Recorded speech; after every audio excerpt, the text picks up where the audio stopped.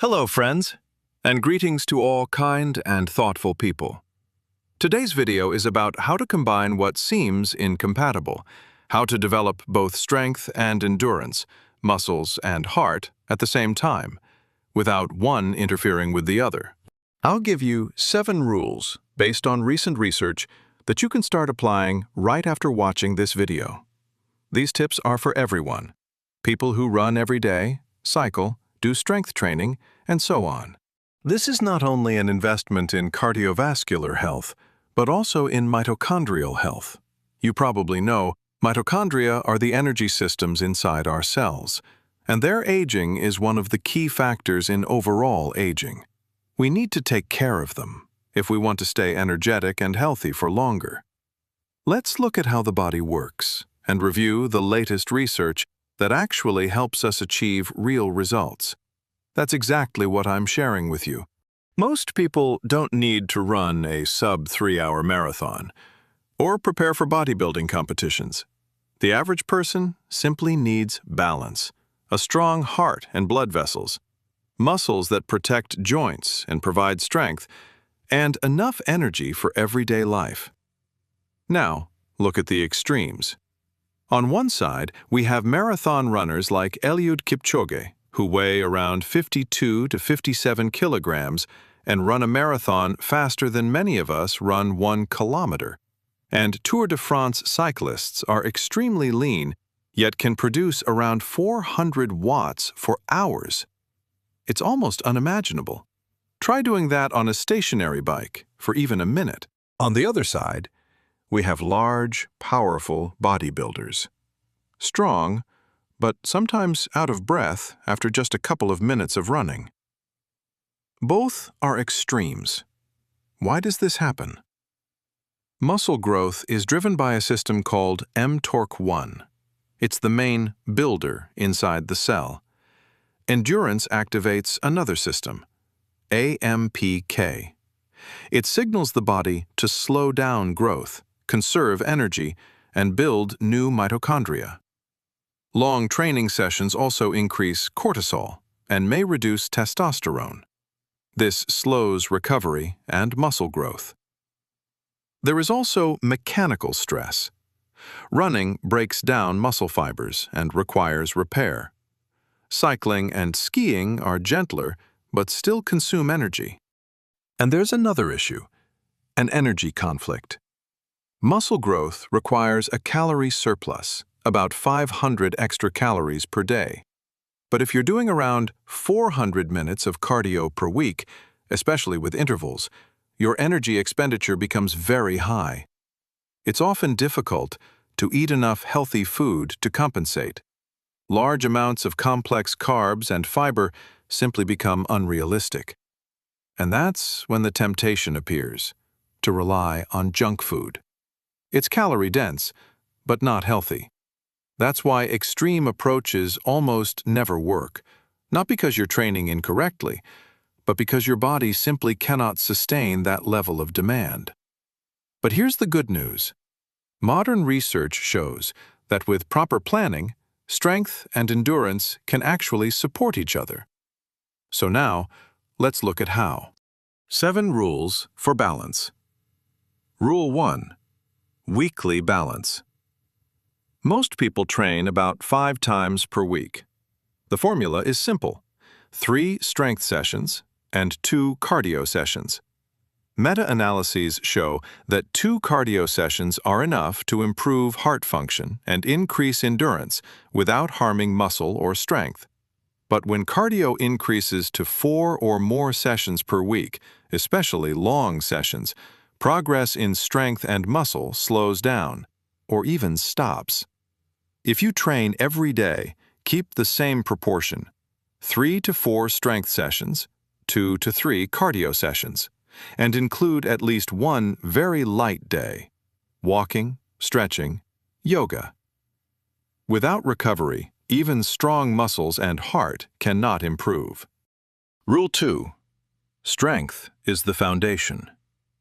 Even if your main goal is endurance, strength training is essential. Not light workouts, real ones: squats, deadlifts, presses, pull-ups, with progression. Research shows people who combine strength and cardio can still build muscle if the program is structured correctly. And strong muscles help endurance too. Running becomes more efficient. Cycling power increases. Movement becomes easier. Strength is your base. Rule 3. Smart cardio. The most common mistake is turning cardio into endless, long sessions. Endurance improves, but strength and muscle begin to suffer. Recent meta-analyses, 2023 to 2024, show that long, monotonous cardio often slows strength development. A better approach is high-intensity interval training, HIIT. A session lasts about 20 to 25 minutes, 5 minutes warm-up, 6 to 10 intervals of 30 to 45 seconds at near max effort, 60 to 90 seconds rest, 5 minutes cool down. Research shows that high-intensity interval training improves the body's ability to use oxygen more quickly and has minimal negative impact on muscle growth. However, intervals should not completely replace aerobic training.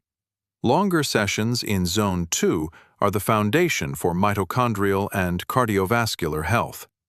Zone 2 means you can speak comfortably with slight effort and maintain that pace for a long time. For most people, 20 to 40 minutes is optimal.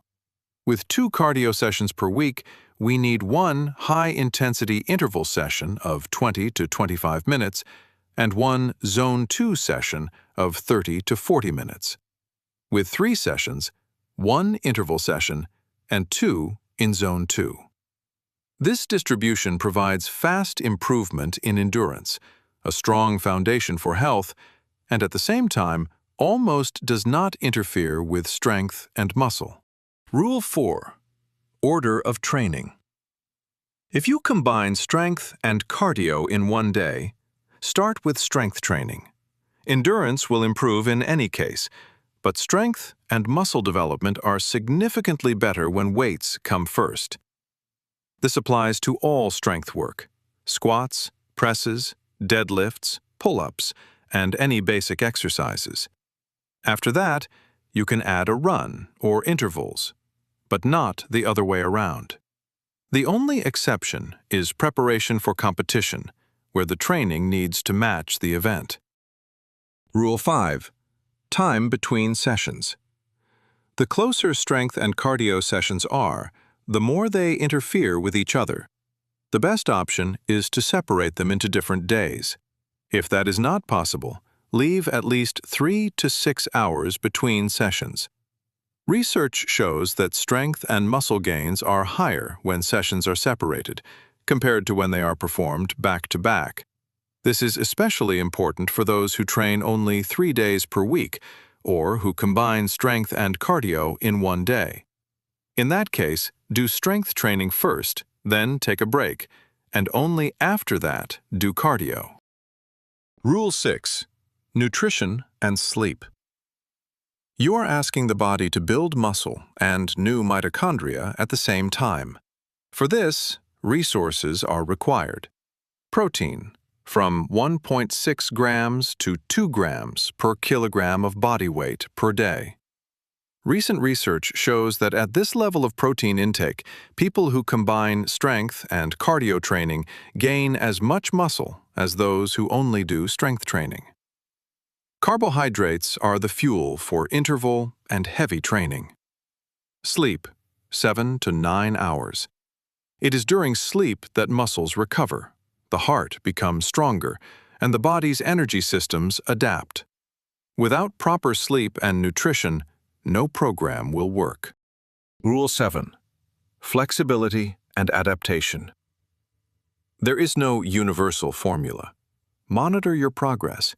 If strength has stalled, reduce volume.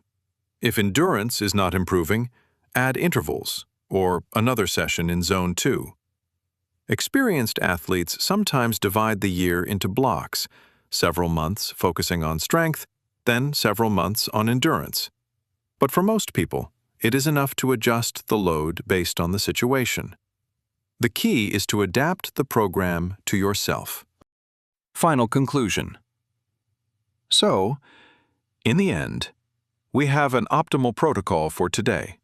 7 rules that help combine strength and endurance. But the question arises, how many minutes of cardio per week are needed for mitochondrial health, for slowing aging, and for protection against disease? The short answer, 300 to 400 minutes. The full answer is this. First, build muscle. Strength base is the foundation.